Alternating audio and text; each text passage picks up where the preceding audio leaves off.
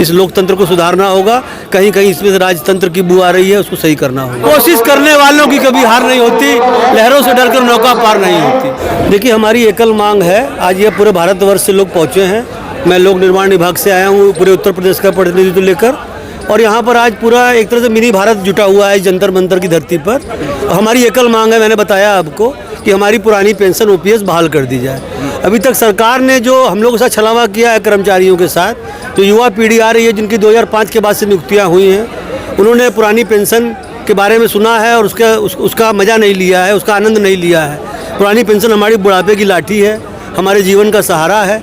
आज के समय में जब परिवारों की स्थिति बड़ी छिन्न भिन्न हो रही है, हम 60 साल के बाद हमारे बच्चे हमारी किस तरह से रक्षा कर पाएंगे, हमारी सेवा करेंगे कि नहीं करेंगे, ये एक बड़ा सवाल है आज के समाज के ऊपर भी। और वो पुरानी पेंशन ही हमारा एक ऐसा सहारा है जिसके सहारे हम जीवन यापन करते हैं, और सरकार ने हमारे उस बुढ़ापे की लाठी को छीन लिया है। और इस देश का दुर्भाग्य ये है कि इस देश का जो नीति तत्व है, जो जनप्रतिनिधि हैं जिन्हें हम चुन के भेजते हैं सदनों में, सांसद बनाते हैं, विधायक बनाते हैं, आज वो सब 2-2, 3-3, 4-4 पेंशन ले रहे हैं। ये इस देश का दुर्भाग्य है। और दुनिया के तमाम देशों में आज भी पेंशन लागू है। भारत में तमाम लड़ाइयाँ लड़ी गई, अंग्रेज आए, अंग्रेजों ने शासन किया, और शासन के बाद जब अंग्रेज गए तो पुरानी पेंशन दे के गए हमको। लेकिन हमारे देश के जो नीति निर्धारक करने वाले तत्व हैं, जो नीति निर्धारण करने वाले हमारे नेतागण हैं, उन लोगों ने इस देश को एक तरह से अंधकार की तरफ ढकेला है। मैं चाहूँगा कि ये जंतर मंतर से कुछ रोशनी उन तक जाए और सदन में बैठकर वो हमारे एक माननीय प्रधानमंत्री जी देश के लिए निर्णय लें, क्योंकि केंद्र से ही बहाल होना है, ये हमको पता है। क्योंकि PFRDA जब तक ख़त्म नहीं होगा, NPS का पैसा राज्यों को वापस नहीं किया जाएगा, तब तक पुरानी पेंशन बहाली की बात है जो भी राजनीतिक दल करते हैं वो छलावा है मात्र। ये पहला आंदोलन नहीं है आपका, इससे पहले आप रामलीला मैदान में भी कर चुके हैं, लेकिन आपके जो लीडर थे वो तमाम विपक्ष की पार्टियों में चले गए हैं, उनकी गोद में जाके बैठ गए हैं, तो भरोसा कैसे करेंगे लीडरों पर? नहीं, देखिए, ये बिल्कुल आपने सही बात कही है कि इससे पहले एक बहुत बड़ा आंदोलन हुआ था रामलीला मैदान पे, जिसमें पूरे देश से बड़ी विशाल संख्या जुटी थी, लाखों की तादाद में जुटी थी। मैं पूर्णतः सहमत हूँ आपसे इस बात से। और कहीं ना कहीं ये हमारा दुर्भाग्य या हमने चयन करने में गलती की। कुछ लोगों ने संस्था बना के और कर्मचारियों को लूटने का काम किया, चंदा के नाम पे वसूली करके वो राजनीतिक ख्वाब देखने लगे।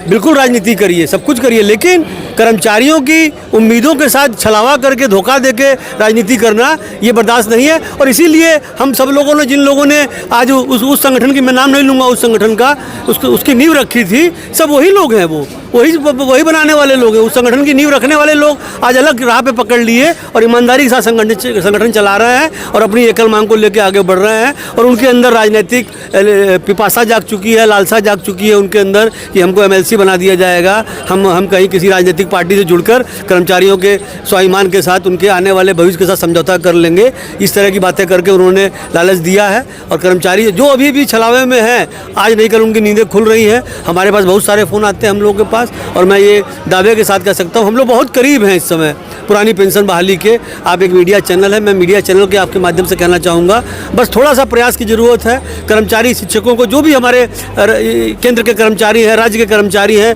जो भी उस दिशा में लड़ाई हम लड़ रहे हैं पुराने OPS की, थोड़ा सा धक्का और हम देंगे तो हम निश्चित रूप से वहाँ तक पहुँच जाएंगे। सरकार के तंत्र में ये बातें हैं, कई बार ऊपरी तंत्र पर सांसद के सांसदों ने हम लोग को बुलाया है वार्ता करने के लिए।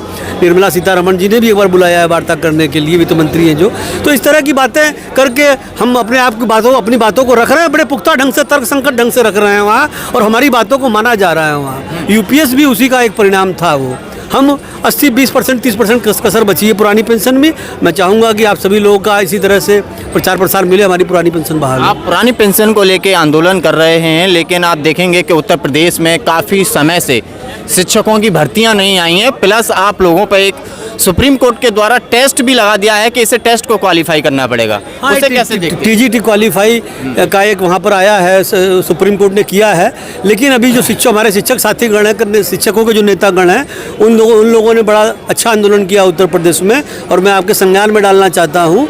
उस आंदोलन का परिणाम यह रहा कि आज 25,000 शिक्षकों को उससे मुक्ति मिली हुई है। क्योंकि ये कहीं से न्याय संगत नहीं है कि जिसकी रिटायरमेंट 5 साल बचा हो, अब वो TAT टेस्ट पास करे, तो उनके लिए हम लोग संघर्षरत हैं और मैं पूरे देश में इसको सही होगी व्यवस्था ये, और सुप्रीम कोर्ट का ये फैसला गलत है, हम लोग इसका विरोध करते हैं और आने वाले समय में इस पर भी सुधार कराया जाएगा। देखिए, नौकरी रोजगार ये एक राजनीतिक मुद्दा है, लोग अपने नौकरी रोजगार राजनीतिक मुद्दा है। जब लोग सत्ता में आना चाहते हैं, चुनाव होता है, तो बड़े बड़े अपने मैनिफेस्टो बनाते हैं और कहते हैं कि मैं 2 करोड़ रोजगार दूंगा। अभी आप देखिए, बिहार चुनाव चल रहा है, वहाँ पर एक दल ने कहा है, मैं दल का नाम नहीं ले रहा हूँ, कि मैं हर परिवार को नौकरी दूंगा।